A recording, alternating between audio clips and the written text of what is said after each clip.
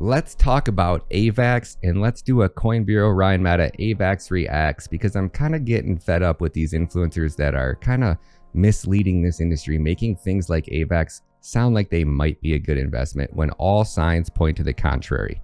Ready? Let's dive deep.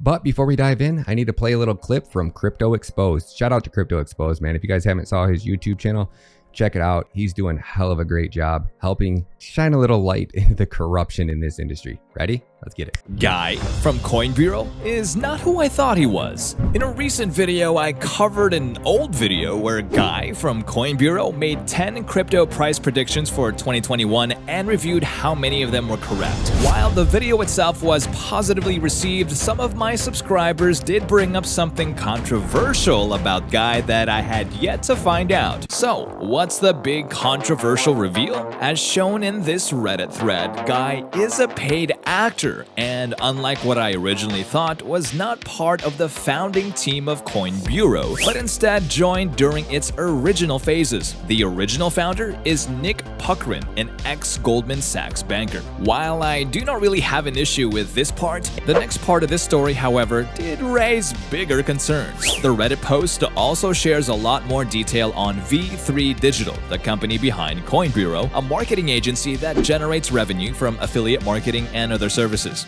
So how is this different from what BitBoy Crypto does? Well, despite the post alluding to the agency being available to shill for the highest bidder, after searching both Twitter and YouTube, I still can't find any videos of Coin Bureau pushing any sort of scam. This is very different from people like BitBoy Crypto, who has been caught promoting multiple scam projects in exchange for money, or Crypto Banter, who has been caught pumping and dumping coins on his audience. Now, it's only been about 4 months since I last covered Avalanche, but a lot has happened since then. Shortly after my last Avalanche update went live, the project partnered with Terra to bring its UST stablecoin to DeFi protocols on the Avalanche blockchain. Hold that thought. It was also revealed that one of the pseudonymous developers of a DeFi protocol on Avalanche called Wonderland turned out to be Michael Patron, the co-founder of Quadriga CX.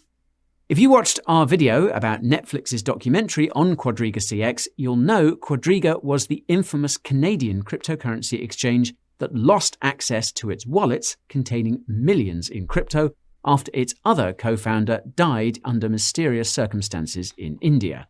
Or so the story goes.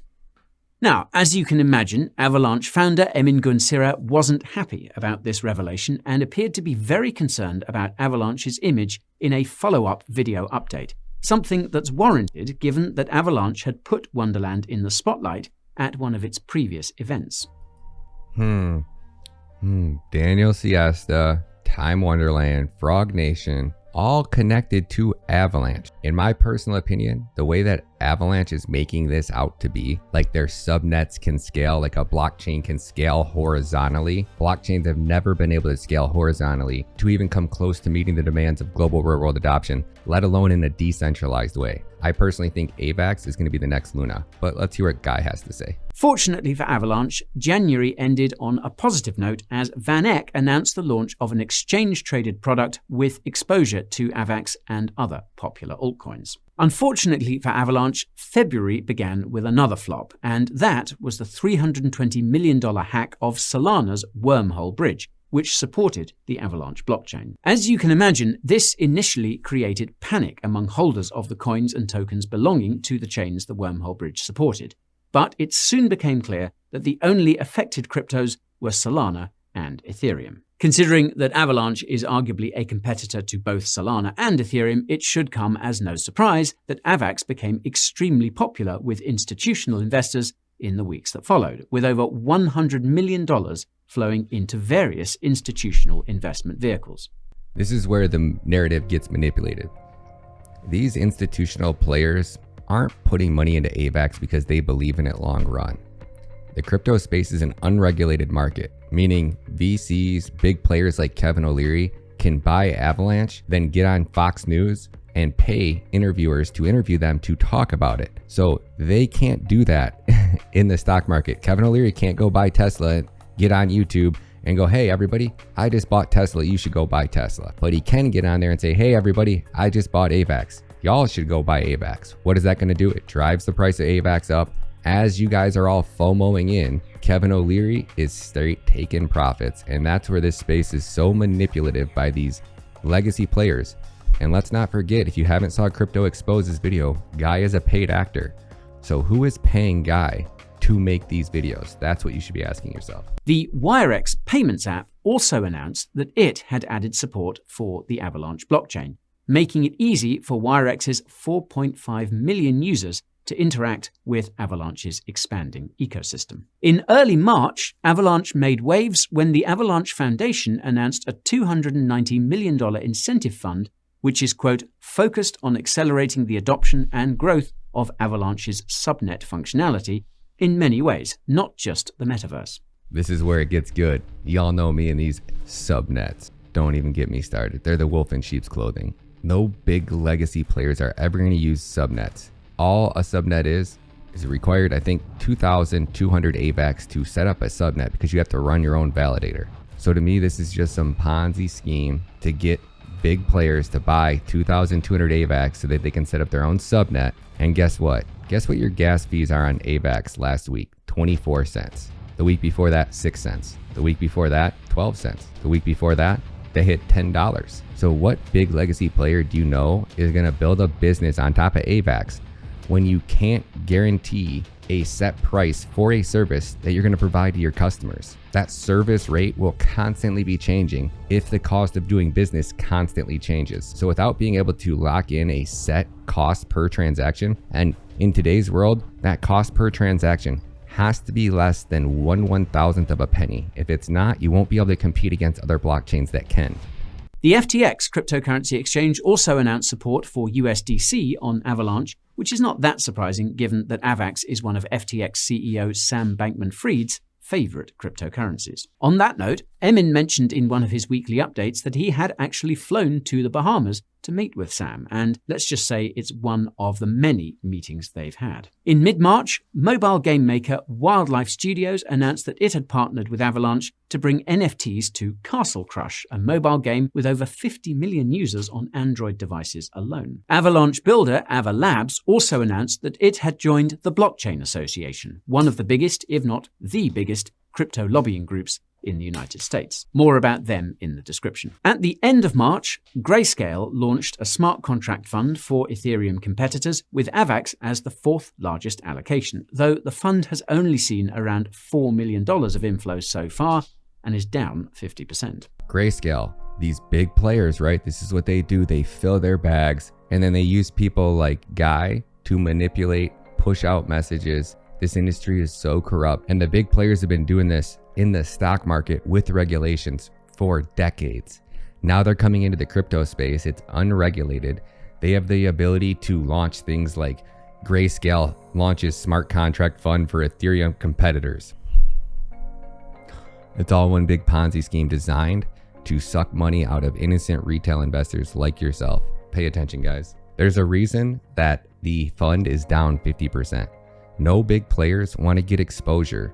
No legacy competitors want to get exposure to things like AVAX or Solana or any of these proof-of-stake Ponzi-nomic cryptocurrencies unless they are very uneducated and have just tons of money that they don't care what they're doing with.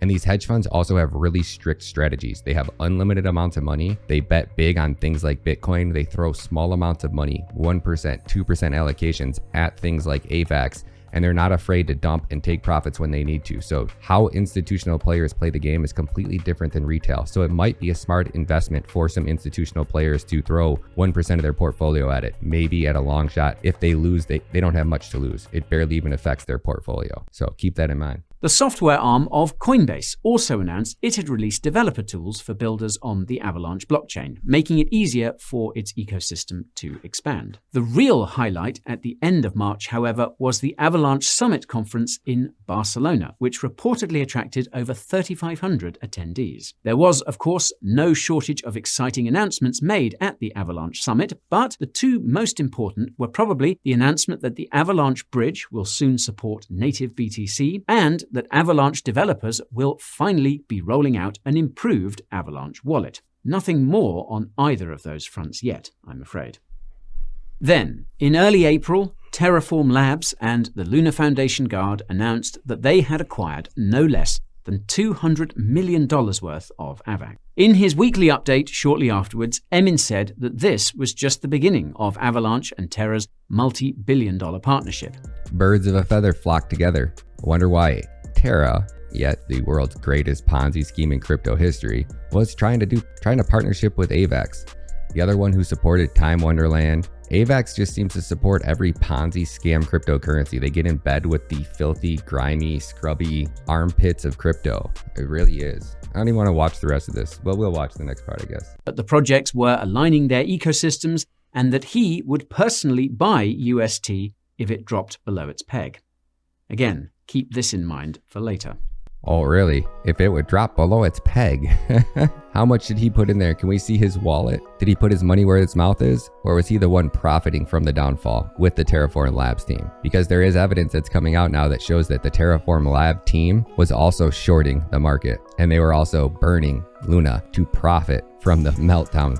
In mid-April, Arweave integrated with Avalanche, making it possible for Avalanche users and developers to store their on-chain data forever using Arweave's novel storage solution. Another big Avalanche announcement in mid-April was that Ava Labs had raised a whopping $350 million from various crypto VCs, bringing Avalanche's total post-ICO funding up to almost $700. At the end of April, Polygon announced that it would be allocating $100 million to the development of Supernet chains, which sound eerily similar to Avalanche's Subnets, and I don't think that's a coincidence. Here we go again down the rabbit hole. Now Polygon's getting into their Supernets. Oh, this just keeps getting better and better, guys. These Ponzi-nomic proof-of-stake coins, I don't need to waste your time or my time watching the rest of this video because I'm just going to pick apart every little bit of this because it's all smoke and mirrors designed to suck money, to take your hard-earned money out of your wallet and get you to invest in a protocol where the busier the network gets, who's running all those Avalanche validators? Who's making all those Avalanche rewards? So who's constantly able to take profits out of the market, whether it impacts price negatively or positively? These elite players are running all the validators. So every month they get rewarded with AVAX, and then they have the ability to sell that AVAX off in the open market. So as everybody puts in 100 million, the AVAX team probably takes out about 20 million. So 100 million comes in, 20 million goes into their bank account. 100 million comes in, 20 million goes into their bank account. And then they have the ability to spend the community treasury rewards. They have the ability to just, it's so up, man. Love you guys. I don't know why. I like Guy's content a lot better before I knew that he was an actual paid actor, that he works for hedge funds, that he's a part of, I don't know what the hedge fund is that owns his channel, but one of these big crypto elite players owns Guy's YouTube channel. So they just hire him to make these videos, whether he's part or owner of that foundation or that hedge fund, I don't really know. But check out Crypto Exposes video, drop some comments below, let me know what you guys think. Peace.